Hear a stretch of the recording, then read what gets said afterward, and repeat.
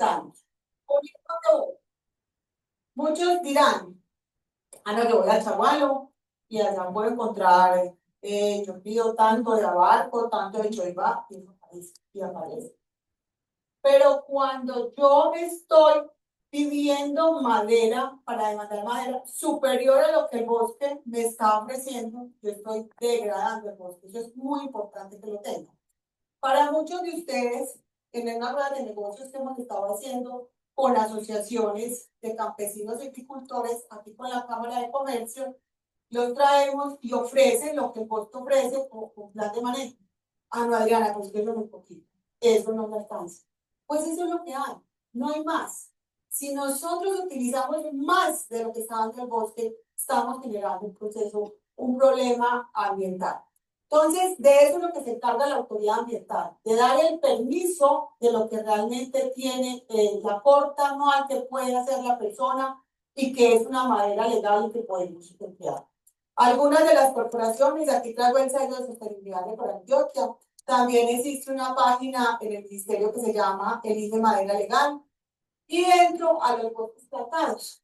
Los bosques plantados en Colombia, básicamente, el Instituto Colombiano Agropecuario ICA entrega unos permisos y nuestras plantaciones forestales, sobre todo las más grandes que tenemos en el departamento y en el país, cuentan de un certificado que es NSC, que es bastante exigente, que cada año se tiene que verificar y cumple no solamente con temas ambientales, sino también con temas sociales y todo el tema laboral.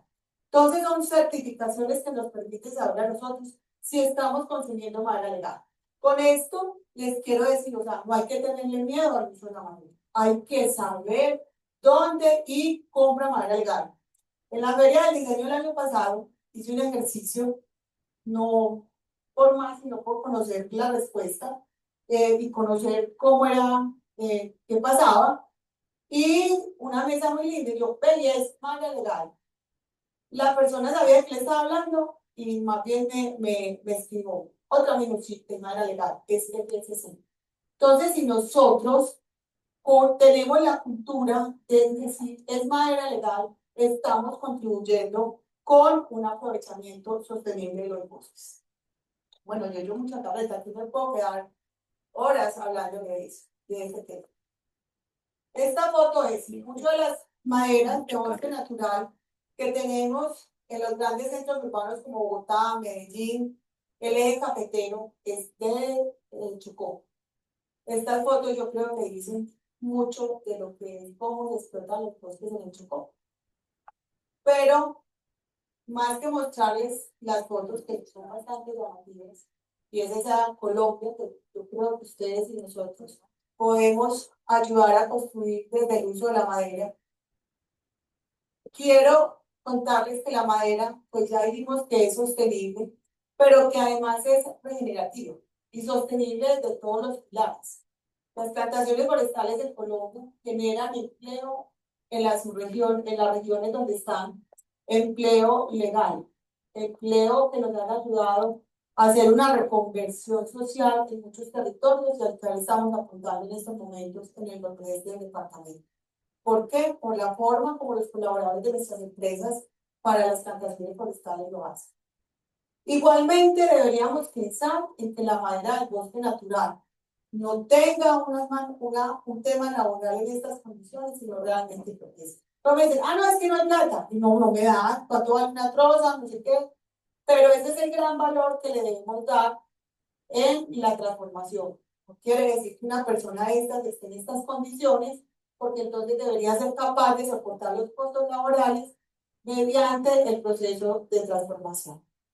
Ambientalmente, ya les he contado, los bosques pues, son totalmente sostenibles. Nuestras plantaciones forestales gozan de vender bonos de carbono a otras industrias económicas, como es las plantaciones en Colombia. Ana, se les pagan los bonos de carbono por todo lo que capturan. Y pues el uso de la madera tiene un negocio para toda la red, desde que la provee, desde el dueño de la finca hasta el que la transporta. Porque si en esa sostenibilidad la pata coja en la utilidad, entonces no es un negocio. Entonces, y el uso de la madera bien llevado cumple con todo. Y es regenerativo, porque es que los bosques son seres vivos y ellos por sí solo la madera se cae. Ahorita vamos a conocer la experiencia de nuestros amigos que tienen los amigos allá, cómo ellos recuperan los árboles que están en descomposición o que el bosque ha tumbado porque ya están viejos, porque se cayeron por pendiente, pues, por alguna situación y puede ser almacenado. Y cada hongo de eso no se está descomponiendo en el suelo, sino que es un almacencito de carbón. Entonces, en ese proceso del bosque ir renovándose, pues va siendo regenerativo. Además de ser sostenible, es un material regenerativo. Por último, la Alianza del Diseño y la Red Forestal, una estrategia para construir país. ¿Y cómo podemos construir país? Haciendo ese encadenamiento. Nosotros como Red Forestal vamos hasta la oferta y la demanda no, son ustedes mediante la transformación. En el conocimiento que tenemos ahora, nuestro gran cuello de botella es la transformación. Se lo escuchamos a Mauricio. Nos toca ir por la madera a Estados Unidos porque aquí, por ejemplo, no tenemos la madera conceptualizada. Desde el gremio empezamos a hacer un trabajo con las universidades de arquitectura y de diseño de espacio de la ciudad, del departamento, con el fin de empezar a trabajar en la madera por Colombia. El diseño le da el verdadero valor a los bosques naturales y dignifica la labor de las comunidades campesinas, los territorios más marginados. Si nosotros logramos que entre la red forestal y el diseño podamos darle ese valor al bosque natural, yo creo que es una gran contribución al país. Las plantaciones forestales, la solución disponible de un material sostenible y que genera riqueza. Las plantaciones es un negocio, están capturando carbón, tienen todos los servicios ecosistémicos, regulan el agua, generan flujos genéticos en los territorios donde están emplazados.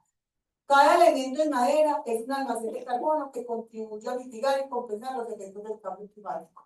Cuando hablamos del suroeste, que últimamente está de moda, con todo lo que pasa, y uno habla con los profesores y con los expertos de la amenaza y riesgo, y le dicen, no, es que el problema no es de tecnología, el problema no es de suelo, el problema es de malas coberturas.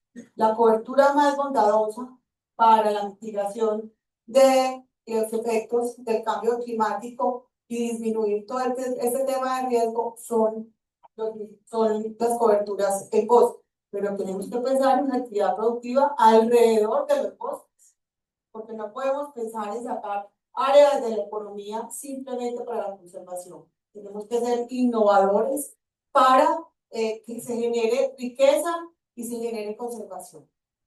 La colaboración y la cooperación entre gremios y empresarios nos hace más fuertes y podemos escribir un futuro más grande.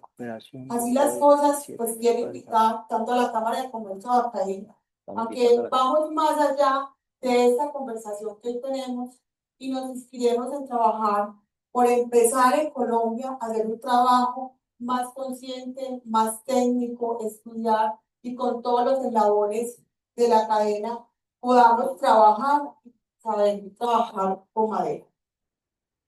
En ese orden de ideas, este es un primer ejercicio que hacemos con uno de los agremiados ACAIR, la Universidad de Medellín, desde su Facultad de Diseño. Para el 30 de septiembre queremos iniciar un diplomado del bosque al objeto, diseño y transformación consciente de la madera. Entonces, es una invitación que les queremos hacer. Queremos empezar a hacer estos ejercicios, también ejercicios de investigación, algunas alianzas con las universidades, como lo contaba Mauricio, para mirar cómo podemos empezar a trabajar desde los premios, todo el tema de la norma, resistencia, para que no sea, podamos construir como hoy en un dos pisos, sino que podamos, por lo menos, no llegar así. Hasta aquí mi presentación. Espero haberles dado en este corto tiempo una radiografía de lo que es la probabilidad de madera Colombia. Muchas gracias. Gracias, un aplauso por ello.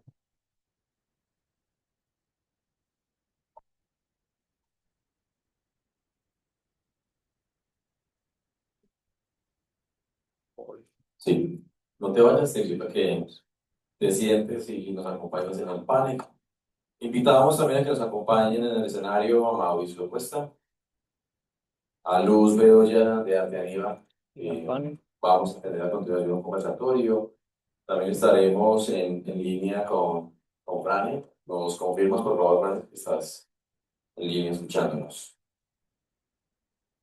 Agradecemos a la Cámara de Comercio de Medellín, al Clúster de Hábitat Sostenible, a Fede Maderas por la participación en este evento. Es una alianza que nos llena de mucho orgullo y yo, pues, como arquitecto, disfruto bastante de estar desarrollando estas conversaciones donde estamos invitando a los diseñadores a que cambiemos la mirada sobre un producto tan bello y noble. Como diría Fran, ¿qué más le podemos pedir a este producto? Estamos todos entonces. Bueno, creo que el día de hoy tenemos unas reflexiones bien importantes. Fran nos acaba de desafiar pensando un poco en todas estas posibilidades que quizás como diseñadores, constructores no nos estamos imaginando en nuestro país.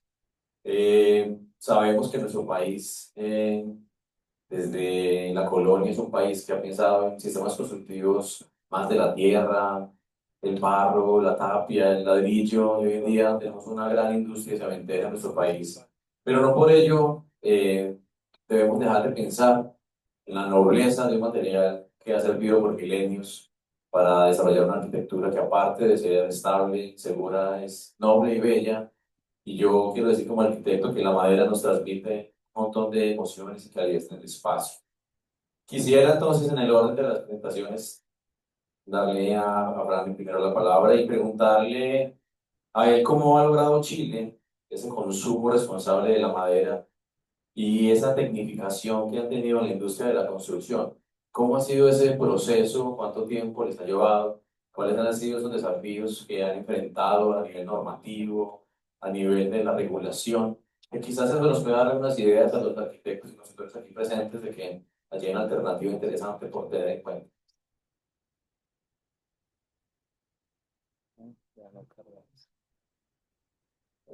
El sector está impulsado principalmente por un desastre ecológico que sucedió con el sector de la agricultura alrededor de los 850. A principios de 1900, la situación era que habíamos perdido 15 millones de hectáreas de bosque en Chile. Y la preocupación de la ingeniería forestal fue cómo hacemos para frenar la desertificación. Y salieron a probar 160 especies distintas que pudieran crecer en las condiciones más extremas de mucha radiación, poca agua, en pendiente con suelo erosionado. Y la especie que creció, que además como requisito adicional no solamente estética, sino que además que termina un negocio, porque del estado económico, del estado no es infinita, y por lo tanto entonces tiene que ser atractivo para que haya privados que quieran plantar esa especie que pueda crecer en esas condiciones. Entonces, ahí se dieron las condiciones para propagar una planta que hoy es el pino baviata, conocemos el pino baviata, y el crecimiento, el desarrollo económico, buscando mercados internacionales y sometiéndose a estándares internacionales, lo que ha logrado la tecnificación de la madera chilena, porque estamos respondiendo a necesidades que vienen de fuera del país. Eso, por un lado, tiene lo bueno, es que nuestra madera cumple con los requisitos internacionales y por lo tanto, efectivamente, tenemos una buena materia prima para poder construir en Chile. Pero también tiene lo más enfocar un negocio principalmente hacia la exportación y por lo tanto descuidar los requerimientos que se tienen que generar internamente para el uso de ese material. lo podemos producir, pero lo usamos poco, prácticamente con otros países que tienen un nivel forestal similar. Y todavía estamos retrasados en la adopción de normas a nivel estándar internacional. Por lo tanto, sí hemos tenido avances, pero yo creo que todavía son insuficientes. Muchas gracias por tu respuesta.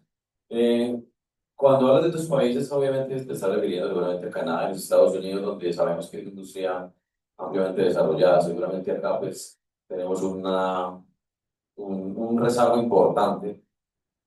Seguramente en un espacio como este vamos a poder encontrar alguna línea de trabajo y para eso están aquí los gremios como el Clúster de Hábitat, la Cámara de Comercio con la Asociación de Arquitectura Interior y de Maderas. También invitamos muy especialmente a Camacol, que será parte de este evento, esperemos que nos estén acompañando también. Y seguramente a partir de ahora se generarán unas mesas de discusión donde hay una oportunidad de empezar a conectar con la normativa y pensar en temas de durabilidad, como mencionaste ahorita, Mauricio. Seguramente son muchos los desafíos, pero hay un camino importante por recorrer. La idea es que hoy parte del reto de esta conversación es que identifiquemos algunos de esos problemas que quizás están en el argot popular como unas barreras que quizás los estamos viendo de una manera distinta a lo que son en la realidad. Mauricio nos hablaba ahorita un poco de esos desafíos, ¿cierto? Que como emprendedor, como empresario, han tenido ustedes en un mundo justamente donde la normativa está hecha para que no construyamos en madera, siendo un material tan local. Cuando hablamos de arquitectura vernácula, la madera también debería de poder ser parte de esa arquitectura vernácula.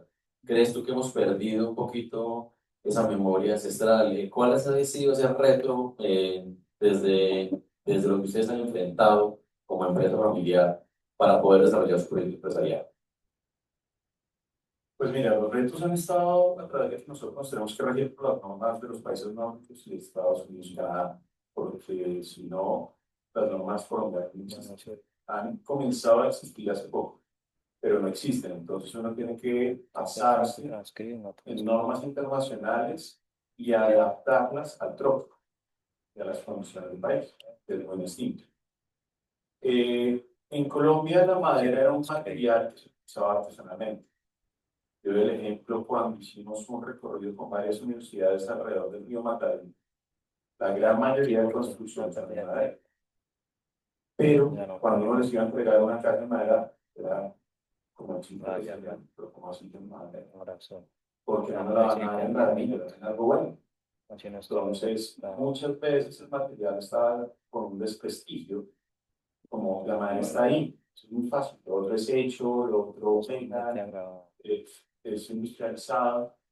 Entonces, el desafío de eso es que hay mucho mercado, un nicho de gusto, y al igual es lo mismo a nivel gubernamental. No tenemos peso para nada. Yo me acuerdo en un momento nos convocaron cuando el desastre de Haití a que hiciéramos un bar en Ginger West Houses que son en madera, y era lo típico de Haití cuando era un par de llegamos, y un bar de reuniones y un momento otro se acaban las reuniones. ¿Qué pasó? Argos tiene una planta de producción allá y vamos a esperar con él. Entonces ya hasta ahí llegan los impulsos, porque pues hay gremios mucho más fuertes, por mayores intereses políticos y que es difícil. Y es eso, lo difícil es uno como empresario, digamos, yo voy y toco la Cámara de Sostenibilidad de Colombia. Decirle, bueno, certifíqueme mis modelos de casa con su certificación casa para yo poder acceder al crédito premiado de sostenibilidad. Uy, no sabemos cómo. Bueno, pues, ¿cómo certifica un edificio? Sí, pero es que te esperan más información. Entonces, bueno, hagamos el ejercicio. Llevo 3, 4, 5 meses esperando una segunda reunión porque están mirando qué pueden hacer. Entonces, esas son las dificultades, pero las dificultades se vuelven una oportunidad. Porque si algo hemos podido sembrar con empresa es conocimiento. Conocimiento del material, conocimiento del país. Como empresa nos faltan 2 departamentos por construir, no más.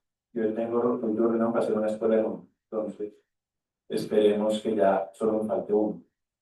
Y hemos hecho en 15 países más, nos valoran a veces más en otros países, los hoteles de las islas, todo eso nos valoran más. Y tengo una historia muy simpática. Mi papá importaba a Canadá y la misma tecnología que me importó, yo la exporté a Canadá en el año 2004, porque yo la tecnifiqué más. Ellos se quedaron en que era ancestral, era como el corte de hacha, y yo lo volví la cola Milano con madera laminada, mucho más estable, todas las inmunizaciones y con inmunizaciones para que funcionen, allá era por naturaleza. Entonces, por eso digo que a veces son oportunidades y esperamos que estos espacios lo que abran es oportunidad de que muchos de ustedes salgan a soñar proyectos de madera y los podamos encontrar. Muchas gracias, Francisco, por la respuesta. Justamente me llevas a quizás la parte más importante de este asunto, y lo mencionaba Carlos Marvita, nuestro director del clúster de Hábitat. La madera es un gran agente para atrapar CO2, y quizás esa es la barrera mental más grande que tenemos, Adriana, todos nosotros como constructores, arquitectos, como diseñadores nos sentimos mal, nos sentimos unos villanos al estar promoviendo la deforestación, y resulta que en el tiempo que yo estoy aquí en esas conversaciones en la asociación me he dado cuenta que es todo lo contrario, de que mientras más usemos la madera estamos atrapando más CO2 en el uso de la construcción. ¿Cómo nos ayuda esto a entender un poco esa paradoja? O sea, estamos y yendo en contra del medio ambiente, o es todo lo contrario. Deberíamos de promover, deberíamos de fomentar, estimular el uso de la madera en la arquitectura, la construcción, el interiorismo, porque antes estamos beneficiando la captura de CO2. La madera, sí. Y yo creo que en el interiorismo está el futuro del control a la deforestación en Colombia. Y Adriana, ¿cómo así? Sí, claro. Si nosotros, si ustedes recuerdan mi presentación, yo les hablaba que allá en los sitios más marginales, los chocuanos que les mostré, en la serranía de San Lucas, en el Atrato Medio, existen las comunidades más marginales, alejadas, donde el Estado realmente no ha hecho mucha presencia, carecen de muchas cosas, ¿sí? Y siguen siendo campesinos madereros. Si desde el diseño del interior a esos volúmenes de madera que quizás no sirven para un edificio y que todas las puertas sean en abarco, porque ya no hay tanto abarco, pero se le da el valor desde el diseño interior con piezas únicas, exclusivas. La madera de bosque natural hoy es un lujo, porque el lujo es lo que es escaso y lo que es escaso es caro. Ah, no, la madera no, es escasa, es bonita, tiene todo bien barata. Pues sí, sí es que la traen. Y cuando la tenemos en nuestros mercados, mucha de la madera, por ejemplo, que les contaba ahora, viene del Chocó biogeográfico, viene sin ninguna legalidad. Entonces, sí a la madera y a la madera de bosque natural con el diseño del interior. Ahora bien, recuerden que la otra proveeduría son los bosques plantados. Nosotros tenemos 540.000 hectáreas en el país, 115.000 hectáreas en Antioquia, que hay que trabajar, que hay que conceptualizarla, que no tenemos seguros en madera, que no, toda una cantidad de retos que superar, pero que ahí tenemos las plantaciones forestales. Y todos los días avanzamos en tener unas plantaciones forestales que proveen toda esa demanda de madera. Ahora bien, yo hago un llamado, para eso estamos los gremios. Estamos en los gremios que hoy me aseguran una casa, ya hoy va Colombia con una buena estructura, nos aseguró 2 casas. Estamos haciendo un trabajo con las reaseguradoras para que el día de mañana una casa de madera sea objeto de un préstamo hipotecario, porque hoy las casas de madera en Colombia no tienen préstamo hipotecario. Entonces, eso es lo que hacemos. De la madera, sí, y todos esos retos les hemos ido trabajando. Pues estamos trabajando desde los gremios, porque a un empresario solo le queda muy difícil. Esa es la importancia de que exista CAI, de que exista de maderas y un gran acompañamiento como hace la Cámara de Comercio, porque ya somos muchos, ya somos volumen y podemos hacer un trabajo con la academia, con ustedes, con los empresarios y tratar de salir de todo eso. Entonces, mi invitación es a que la madera sí y saber en qué se va a construir. No generemos taquear como dicen los obreros, taquear una losa con combustible natural. Eso realmente sí es, démosle el verdadero valor y son los diseñadores los que nos ayudan con eso. O Estivas de manera. ¿Y qué maravilla Estivas? Luz, muy bienvenida. Yo presento a Luz Bedoya, que no nos acompañó en el panel, pero está aquí en nuestro conversatorio. Luz Bedoya es de Arte Aniva. Ella y su esposo Andrés Hidalgo crearon Arte Aniva, un proyecto familiar que transforma la madera recuperada en objetos decorativos para el hogar. Muchos tuvieron la oportunidad de ver los hermosos objetos que nos traen hoy para acompañar este fantástico escenario. Aprovecho también para dar el agradecimiento a Bosquema. Los invitamos a que ahorita al finalizar el conversatorio, nos acompañen aquí en la fachada lateral donde está Bosquema y Ateniva con su exhibición de productos. Este mobiliario que está en el escenario, todo este Bosquema, madera natural, muy importante decirlo, de teca, de roble, para que ahorita los que quieran pueden pedir información allí. Luz entonces nos decía que cada pieza es única, ¿cierto? Hecha a mano, busca reconectar a las personas con la naturaleza a través del arte sostenible. Están ubicados en San Rafael, Antioquia, trabajan con amor y conciencia ambiental para dar vida a los materiales que otros, muchos, descartan o descartamos.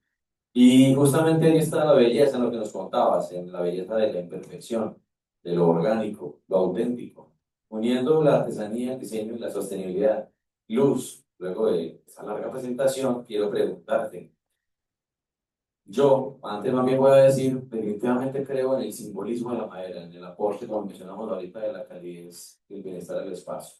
Muchos de los que estamos acá como interioristas defendemos la madera como componente fundamental de la biofilia, esa conexión del ser humano con lo natural. ¿Tú crees que la madera tiene alma, alma propia, espíritu, que nos transmite emociones? ¿Qué dirías al respecto?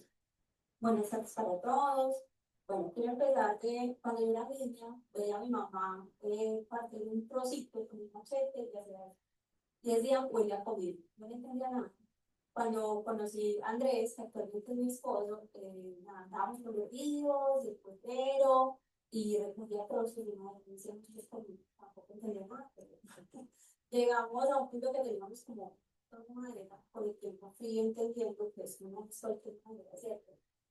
Que realmente estos solo tienen alma, ¿por qué? Porque todas estas grietas que ustedes pueden ver con los bloques que tenemos acá, cada veta que tiene, realmente es una conexión con la tierra.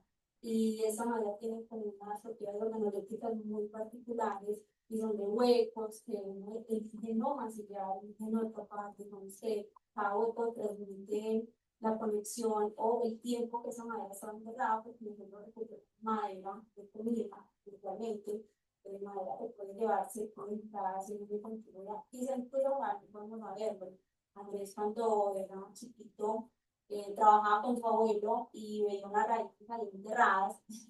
Y ahora ya grande, todavía, hemos recuperado como esas raíces que estaban ahí, después digamos que tal vez uno no le veo un oficio, ¿cierto? Digamos que nosotros que no le encuentra, pero sí tienen alma, el que vos puedas sentir la manera, el que puedas sentir su peso, su presencia, el que puedas olerla, eso también te pasa, ahorita ustedes decían que cuando llevaban como cosas a la casa de manera, podían dormir más tranquilos, incluso algunos que han dicho de dormir, yo te compré este corazón, y ahorita puedo descansar un poco más, ¿sabes por qué? Digamos que es por eso, es porque es un organismo vivo que sigue reaccionando, que sigue transmitiendo cosas bonitas, algo que simplemente se puede sentir, se puede ver, se puede tocar, es algo que le libera el alma.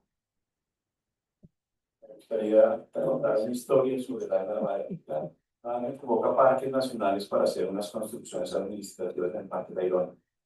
Y querían hacerla con madera del Parque Tayrona, que ya tenía una vecindad.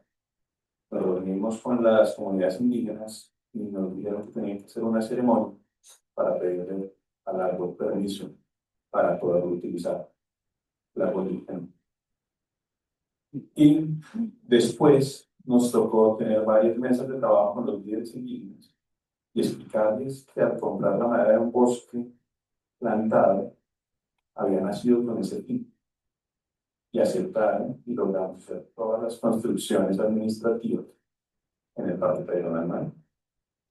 Debió ser una conversación difícil, una comunidad complicada. Muchas gracias. Y creo que pasamos rápido con dos conceptos. A los que quieran saber un poco más de la biofilia, los invito a investigar. Definitivamente hoy nos damos cuenta que el bienestar en el espacio es la nueva agenda y desde acá somos promotores de justamente cómo los materiales, no solamente los materiales, el buen uso de los materiales, el buen uso de los sistemas le aportan bienestar a los espacios. Definitivamente la madera es un protagonista en ese ecosistema de bienestar al interior. Adriana, quiero hacer una pregunta basada en lo que contestó Luz. Creo que ahorita no me la respondieron un poco y tiene que ver un poco con la pérdida de lo ancestral. ¿Crees que, obviamente Colombia es un país muy industrial, nos sentimos muy orgullosos de ser industriales? Medellín, en la ciudad donde estamos transmitiendo, es una capital industrial de nuestro país, pero no necesariamente tenemos que perder esa conexión con la tradición, la cultura y la ancestralidad. Eso puede compaginar con la tecnificación que tenemos industrializada. Creo que esa pregunta es para todos, pues también si Fran o Mauricio quiere hablar un poco sobre eso. Pero ahorita lo mencionaste y yo quiero hacer una aclaración a lo que dijo Mauricio aquí. En ningún momento desde acá y ni desde el Cluster de Hábitat estamos haciendo una referencia negativa a lo que podrían llamar como el lobby de las grandes industrias cementeras, de las literas, a lo que pasa en la construcción. Sabemos que hay un camino muy largo para recorrer. Por la madre, justamente estamos acá, abriendo esa conversación de la oportunidad. ¿Crees tú que puede compaginar eso, lo ancestral, lo artesanal, lo cultural, con lo industrial? Sí, total. Y voy a empezar por el final de la reflexión que hiciste con la pregunta. Es que los materiales no es el uno o el otro, es que son complementos. El déficit de vivienda o de la demanda en madera, pues que estamos enfocando este ejercicio en eso, no deje de utilizar uno por el otro, no, son complementarios. El déficit de vivienda jamás lograríamos eh, llenarlo, suplirlo con madera. Entonces, tiene que ser los dos. Obviamente, el tema de la madera es un material natural. La solución de vivienda, por alguna razón, en el Chocó biogeográfico, en las orillas de los ríos son palafitos de madera. El manglar, por ejemplo, es una madera. Hoy está vedada algunas comunidades, vedadas que no nos dan permiso de la autoridad ambiental, pero algunas comunidades, por ejemplo, como la comunidad de Cispatá en San Antero, el ministerio les concedió vender madera legal porque ellos tienen un trabajo comunitario que lo que van vendiendo lo van restaurando en manglar, entonces tienen ese uso sostenible del manglar allá en Cispatá. Entonces, totalmente. Ahora bien, con la ancestralidad, yo creo que el primer material que se utilizó para la construcción, por lo menos del abrigo, de ese lugar donde se protegía el hombre en sus inicios de las condiciones medioambientales, la lluvia, el sol, fue madera, fue ese tipo de materiales. Entonces yo creo que es retomarlos y como un complemento a los materiales que tenemos, porque ahora las demandas son mucho mayores. Yo lo que sí insisto en el mensaje es la madera, dónde emplear, el tipo de madera, dónde emplear, todo, con qué propósito y para qué, y poderle dar el valor que es. Nos queda también un compromiso acá desde los gremios, promover el uso de la madera legal en Colombia. Creo que hay una conversación larga por tener en cuenta de cómo, como arquitectos, diseñadores, constructores, podemos desde el lugar donde estamos de la demanda, desarrollar una cadena legal, un suministro certificado y creo que nos queda el mensaje también. No tengamos temor a usar la madera, pero sepamos usar y generemos un balance medioambiental. Pero sabemos que hay un gran propósito que tiene la naturaleza y es atrapar en cada uno de sus anillos, capas, esa emisión de CO2. Y aquí es donde vamos a encontrar el balance Yo hice la pregunta abierta para todos, Fran y Mauricio, si quieren hablar un poquito de lo industrial versus lo artesanal, si quieren tener algún comentario frente a eso. Fran. Eh, el- la construcción hoy día tiene un desafío de sostenibilidad. Ya lo mencionamos, abarca lo social, lo ambiental y eh, ni la madera ni lo industrial son objetivos, son medios para la sostenibilidad. Entonces, lo que necesitamos mirar es cuáles son los indicadores que vamos a analizar para entender esa sostenibilidad. La verdad es que la construcción tradicional, ejecutada a mano, es una actividad riesgosa en la que muere más gente, muere el doble de gente que en otras industrias manufactureras, esto a nivel global. Eh, Trabaja un tercio de las mujeres que trabajan en la industria manufacturera. Genera el 35% de los desechos que botamos a la basura, en unas emisiones que son equivalentes entre la construcción y el uso de la edificación, producto de la indecisión de la ejecución, en parte. Abarca cerca del 40% de nuestras emisiones globales de CO2. La participación de los jóvenes es mala.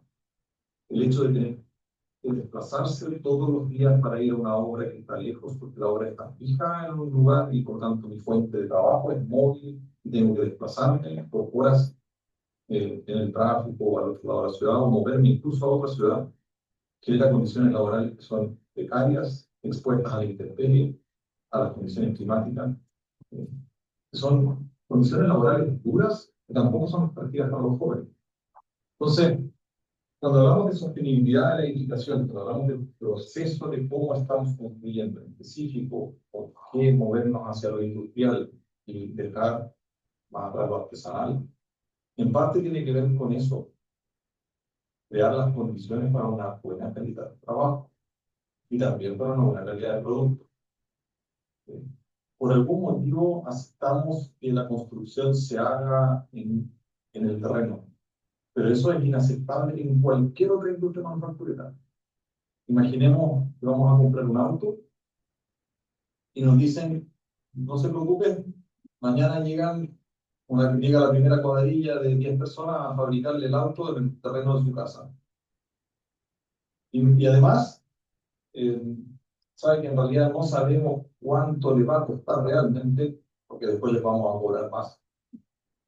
Tampoco sabemos en realidad si es que va a quedar muy bien, porque puede tener algún error. Ni tampoco tenemos certeza con respecto al plazo de entrega. Pero no se preocupe, todo va a estar bien.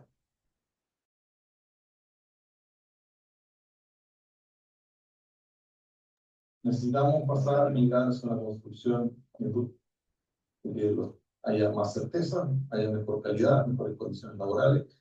Y la madera, en ese entorno, ofrece unas cualidades mecánicas y una prestación, una relación de peso-resistencia maravillosa. Se deja industrializar muy bien. Es mucho más fácil industrializar en madera que industrializar en acero.